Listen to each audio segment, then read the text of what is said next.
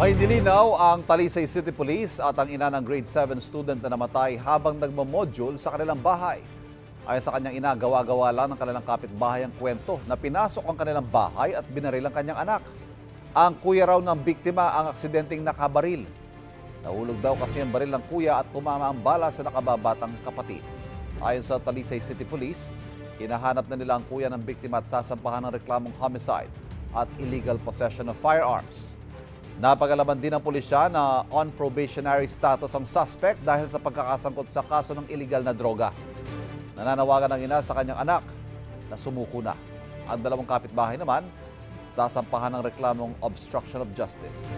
Paliwanag ng dalawang kapitbahay, tumulong lang sila sa pamilya at wala silang masamang intensyon. Bukas, May 1, ipagdiriwang po ang Labor Day. At para pag-usapan ng ilang issue ng mga manggagawa, makakapanayan po natin sa Department of Labor and Employment Undersecretary Attorney Benjo Santos Benavides. Magandang umaga po, Attorney. Hi, magandang umaga, Maris. Magandang umaga sa ating mga tagapanood. Alright, Yusek, unahin na po natin yung mandatory heat safety protocols para sa mga manggagawa na isinusulong na gawing mandatory. Ano po ba ang tugon ng DOLE rito?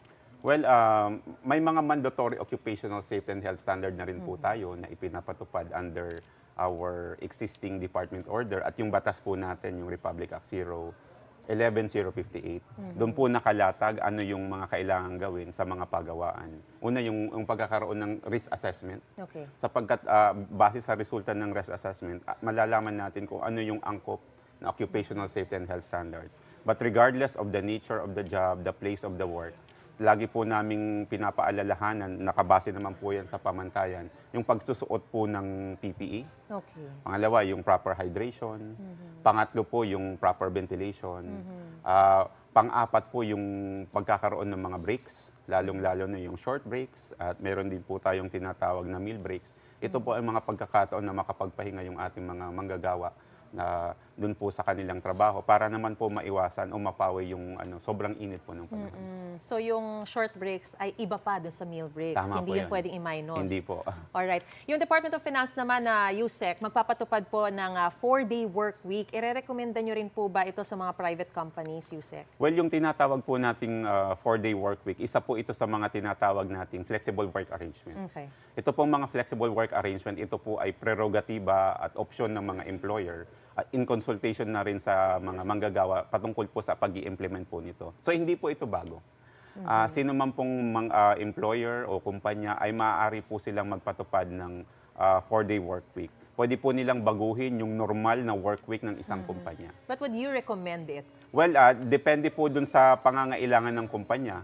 Kung yan po ay talagang masisigurado natin yung kaligtasan ng mga manggagawa o kaya mas mamimaintain natin o mas lalo nating may improve yung productivity pa ng kumpanya, then why not? Ayan. Labor Day po bukas May regalo po ba kayo sa mga manggagawa at may maaasahan po bang wage hike ang mga manggagawa po natin o nakuha na nila? Well, alam niyo po, nung nakaraang taon, sinimulan po ng mga RTWPBs yung kanilang proseso sa didetermina ng tamang regional wage rate. Okay. At katunayan, lahat na po ng Regional Tripartite Wages and Productivity Board ay nakapagpalabas na ng minimum wage rates. Lahat na ng regions. 16 Alright. regions.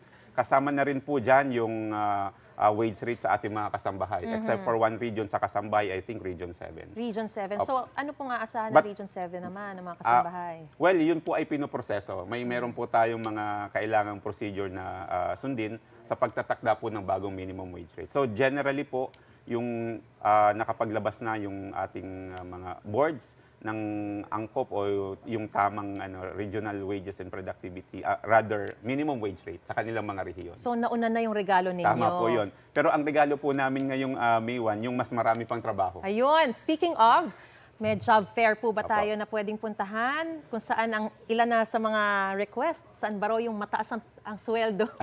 Saan po itong mga job fair na to? Well, meron po tayong 97 sites, Wow. job fair venues sa buong Pilipinas. Minarapat po namin na bumaba sa mga probinsya. Mas ilapit po yung mga available pong trabaho sa mga naghahanap ng trabaho. Ito po ay mga trabaho sa retail and manufacturing, kasama na rin po yung sa construction. So makikita po natin sa mga job vacancies, yung production workers, carpenter, laborer, sales clerk. Yan po, Yan po ay mayroon din po tayong mga pangangailangan sa finance at sa accommodation. So magsadya po sila sa mga gagawing isasagawang job fairs. Pero bukod po sa mga job fair, meron pa rin po kaming isa pang programa na gaganapin po sa Malacanang. Ano po yun? Ito po, gusto po naming itampok yung golden anniversary ng Labor Code of the Philippines. Ito po ay naisabatas o na-promulgate yung 1974. Ngayong taon po is its golden 50th. anniversary. Pero at bahagi po nung golden anniversary celebration, yung tampok po naming bigyan ng award yung outstanding workers of the Philippines. Wow, okay. Sa pakikipag-ugnayan naman ng RCM at PMAP. At ganoon din po, gusto po namin ipresenta yung aming plano sa pagtatayo ng Workers Rehabilitation Center Complex. Oh, good, very good. Paalala na lang po sa ating mga mag-a-apply sa mga job fair. Ano po ba yung mga dapat nilang dalhin? Saan nila mahanap yung mga areas na yan? 97, sabi niyo po, ano? Yung Opo, points? 97 site.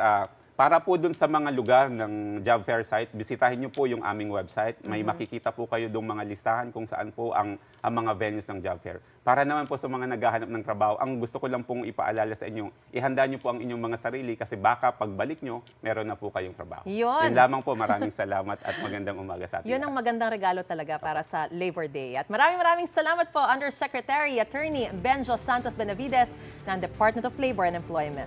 Happy Labor Day!